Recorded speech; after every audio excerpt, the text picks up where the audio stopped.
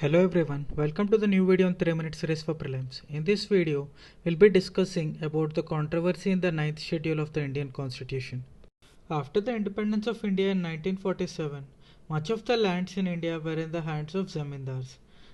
Therefore, to uplift the people from poverty and also to make some special provisions for the socially and economically backward people, the land has to be redistributed among the poor. As we all know that when the constitution was formed, Article 31 guaranteed right to property for all the citizens. Therefore, this created a huge litigations in Supreme Court right after the independence. Hence, Jawaharlal Nehru decided to subvert the judicial review in the case of redistribution of lands to the landless poor, and he created the 9th schedule through the first Constitutional Amendment Act in the 1951. The first Amendment Act created Article 31A and 31B for agrarian reforms and also abolition of the zamindari system. These articles empowered the state to acquire private property and to deem such laws as non-discriminatory under Article 14 and 19, therefore, and also protecting them from the judicial review. Article 31A saves only 5 categories of laws from being challenged on the ground of contravention of Article 14 and 19.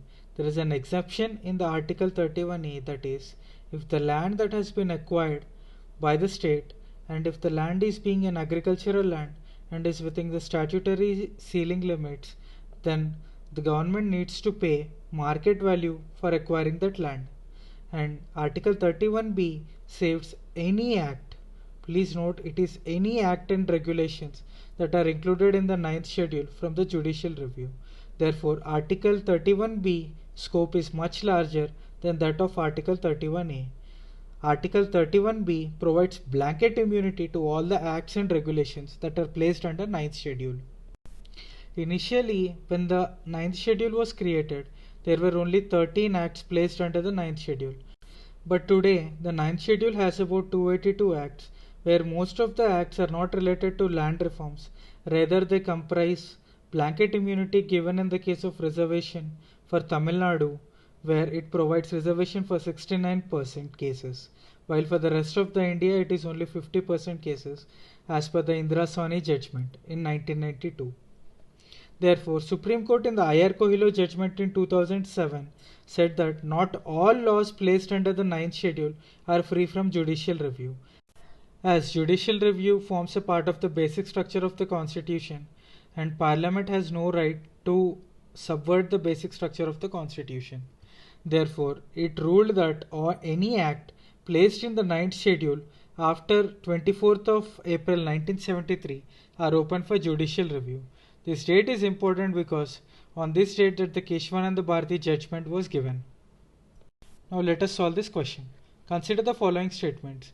The Parliament of India can place a particular law in the 9th schedule of the Constitution of India. The validity of a law placed in the 9th schedule cannot be examined by any court and no judgment can be made on it. The correct answer is A.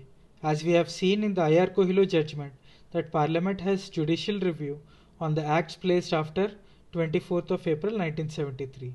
Therefore, the correct answer is A. Thank you.